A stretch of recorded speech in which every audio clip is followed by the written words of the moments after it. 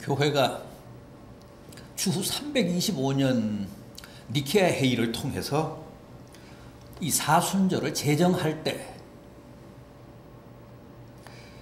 모델로 삼았던 성서적 근거가 바로 주님의 이 40일간의 광야 고행이었습니다.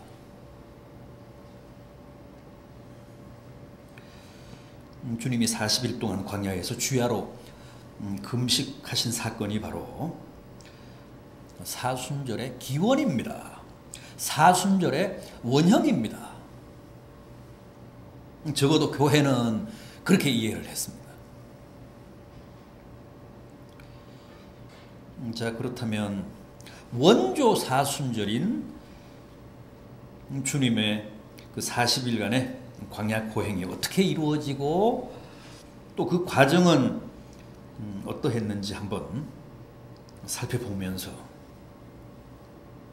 오늘 우리는 과연 어떤 각오와 다짐으로 이 사순절을 지켜야 옳은가를 한번 생각해 보겠습니다.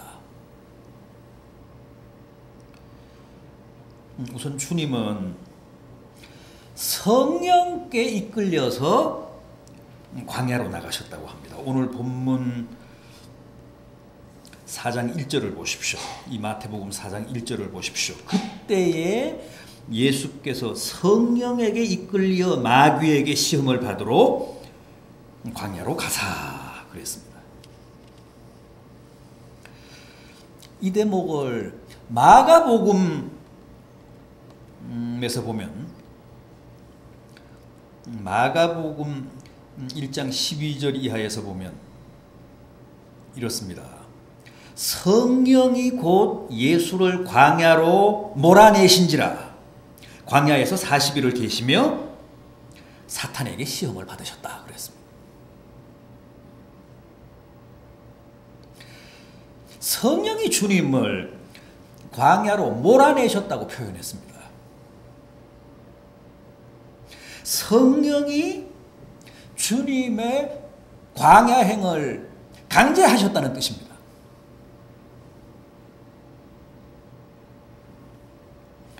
주님은 이렇게 광야에 나가 고행하시고 40일간 주야로 금식하며 마귀에게 시험을 당하셨는데 그게 자의로 그렇게 하셨다기보다는 성령의 이끌리심을 받아 그렇게 행하셨다는 겁니다. 여러분, 오늘 우리들의 사순절도 주님의 이 원초적인 사순절처럼 성령의 이끌리심을 받아야, 성령의 강제하심을 받아야 제대로 지킬 수 있습니다. 누구도 자기 의지로 자기 노력만으로는 사순절을 바르게 지킬 수 없습니다. 주님처럼 성령 충만해야 합니다. 성령이 강제하셔야 합니다. 어떻게 인력으로 40주야를 금식합니까? 정말 성령에 쉬어야 됩니다.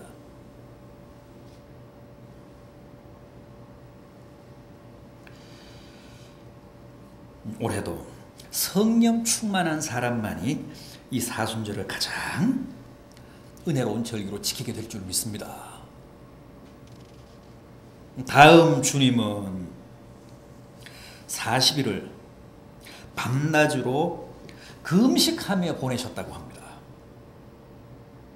본문 2절을 보십시오. 40일을 밤낮으로 금식하신 후에 줄이신지라.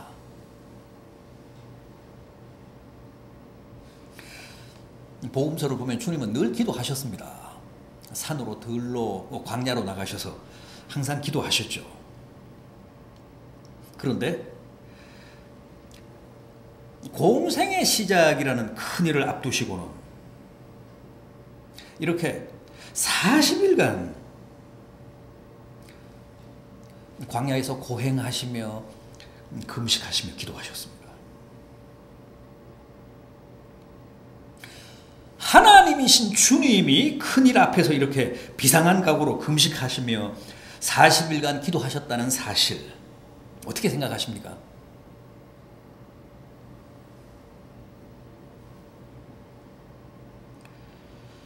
여러분, 우리도 주님처럼 이 사순절을 기도하며 지켜야 합니다. 새벽 기도도 하시고 금식 기도도 하시고 하여간 기도하시며 지켜야 은혜가 됩니다. 가톨릭은 우리 개신교보다도 훨씬 더 혹독하게 이 사순절을 지킵니다. 아주 엄격하게 지킵니다. 고기나 술도 안 먹고 안 마시고 모든 생활에서 자제하며, 심지어는 가톨릭은 부부관계도 최대한 금욕하며 지킵니다. 금식을 자주 하기 때문에 사제들이 1년 중 가장 힘들어한 시기가 바로 이 사순절입니다. 우리도 3월 21일부터 고난주간 한 주간 동안 특별 새벽 기도를 하는데, 그 전이라도 이 사순절 기간에는 새벽 기도회에도 좀 많이 참여하시기를 바라고, 또 하루 한 끼 정도는 금식도 하시면서 기도하시면 다이어트에도 도움이 되고 영성에도 많은 유익이 됩니다.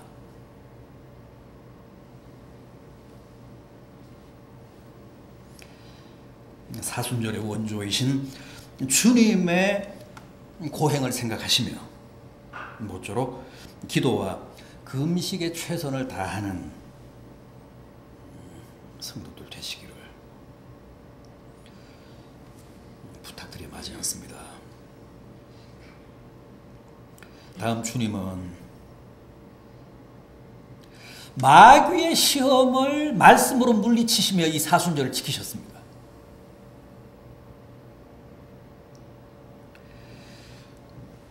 그런데 당시 주님이 당하신 그 광야 시험은 굳이 주님만의 시험이라기보다는 뭐라고 했습니까? 우리가 이 세상을 살아가며 늘 겪고 당하는 가장 보편적인 시험이고 가장 원초적인 유혹이라고 했습니다. 그런데 우리는 늘 그 시험에 넘어지고 실패하지만 주님은 말씀으로 그 모든 시험을 물리치셨습니다. 이기셨습니다.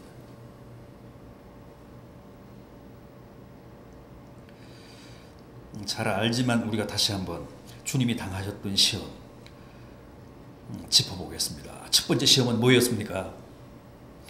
돌이 떡이 되게 하라는 시험 아니었습니까? 인간의 가장 원초적인 욕망, 빵에 대한 시험이었습니다. 떡에 대한 시험이었습니다. 물질에 대한 시험, 육체적인 시험이었습니다. 3절을 보십시오. 시험하는 자가 예수께 나와서 이르되 내가 만일 하나님의 아들이거든 명하여 이 돌들로 떡덩이가 되게 하라.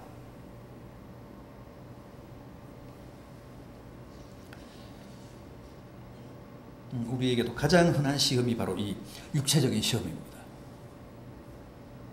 마귀는 우리가 물질에 가장 약하다는 사실을 잘 알기 때문에 언제나 떡으로 우리를 유혹합니다. 떡으로 유혹하면 다 넘어갑니다.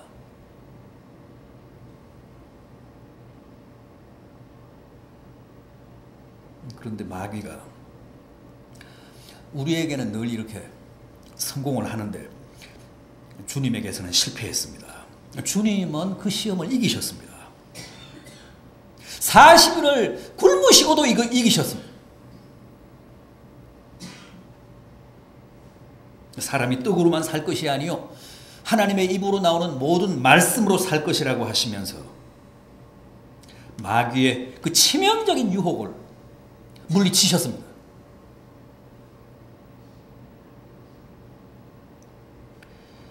여러분, 우리도 끊임없이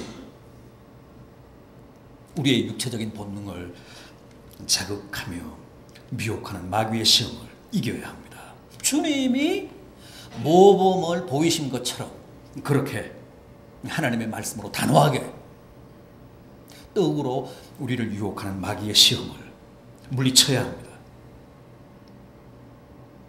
그렇게 물리치라고 주님이 우리에게 시범을 보이신 겁니다. 다음은 또 어떤 시험이었습니까? 정신적인 유혹입니다. 5절 이하를 보십시오. 이에 마귀가 예수를 거룩한 성으로 데려다가 성전 꼭대기에 세우고 이르되 내가 만일 하나님의 아들이여든 뛰어내리라. 명예심, 공명심, 허영심을 유혹한 겁니다.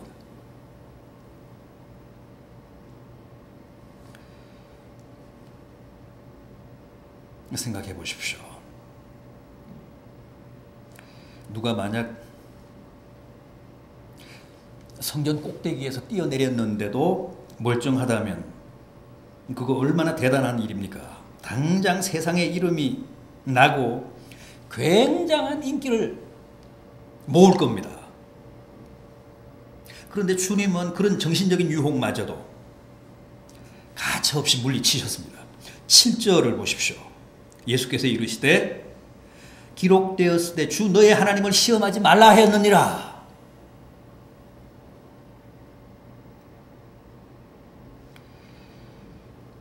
사실 우리에게도 이런 헛된 유혹이 얼마나 많은지 모릅니다. 지금도 명예심, 영웅심, 허영심 때문에 망하고 파멸하는 사람들이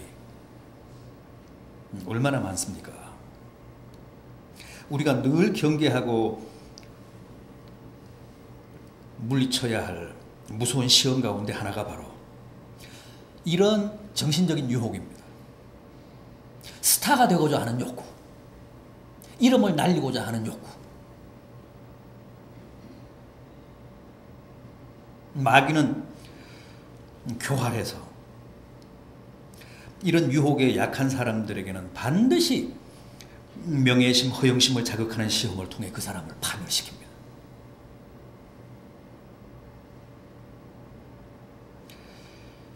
올해도 정신적인 유혹을 이기십시오.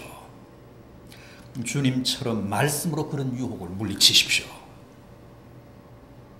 다음은 뭡니까? 주님이 세 번째로 이기신 시험, 영적인 시험입니다.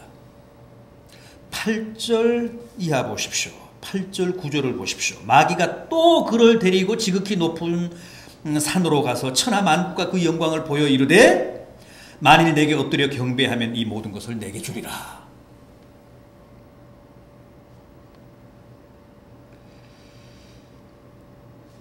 하나님을 배신하라는 겁니다.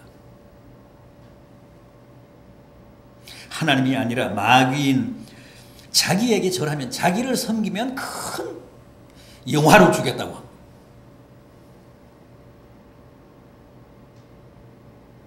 그런데 이 시험 역시도 주님은 말씀으로 일축하셨습니다.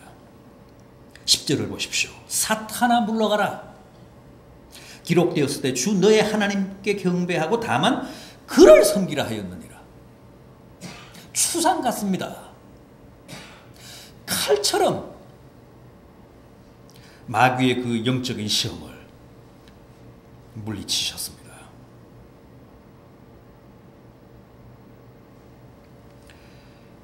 주님은 이렇게 마귀의 시험 앞에서 절대 육체도 정신도 영혼도 팔지 않으셨습니다. 끝까지 말씀으로 자신을 지키셨고 말씀으로 마귀의 유혹을 물리치셨습니다. 우리도 사순절 기간에는 특별히 이렇게 말씀을 가까이 해야 합니다. 기도도 많이 해야 되지만은 주님처럼 이렇게 말씀을 더욱 가까이 하며 말씀으로 단단히 무장해야 합니다. 그래서 크고 작은 마귀의 유혹, 살아가며 늘 당하는 물질적인 시험, 정신적인 시험, 영적인 시험을 주님이 시범을 보인 것처럼 그렇게 말씀으로 물리쳐야 합니다. 자, 이렇게 주님이 광야에서 말씀으로 마귀의 모든 시험을 물리치자 어떻게 되셨다고요? 어떻게 되셨다고 합니까? 천사들이 나와서 주님의 수종을 들었다고 합니다. 오늘 본문 마지막 절인 11절을 보십시오. 이에 마귀는 예수를 떠나고 천사들이 나와서 수종을 드니라.